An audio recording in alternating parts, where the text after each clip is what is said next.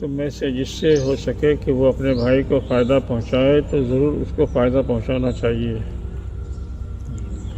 کہ تمام مسلمان آپس میں بھائی ہیں اور ہر مسلمان اپنے مسلمان بھائی کی خیر خواہانہ جذبہ رکھے اور جہاں تک ہو ان کو فائدہ پہنچانے کا کام، نقصان سے بچانے کا کام کرے۔ جی یہ ہدایت ہے اسلام میں، لیکن یہاں تو بھائی بھائی کا دشمن ہے۔ جی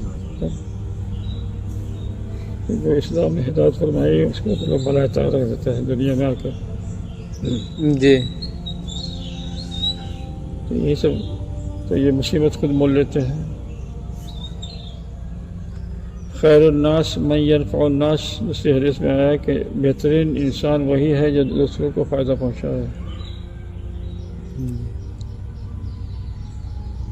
بہت ساری تاکیدیں ہیں حدیثوں میں، ارشاد رسول ہے۔ جی ایک جگہ ارشاد ہوا کہ اللہ فی عون العبد ما کان العبد فی عون اخیہ، اللہ اس بندے کی مدد میں ہے جو بندہ اپنے بھائی کی مدد کر رہا ہے۔ تو جب تم اپنے بھائی کی مدد کرو گے تو اللہ کی مدد تمہارے شامل حال ہوگی۔ جی ایسا تاکیدات ہے، لیکن آپس میں بھائی بھائی میں دشمنی ہے تو کیا کرے گا؟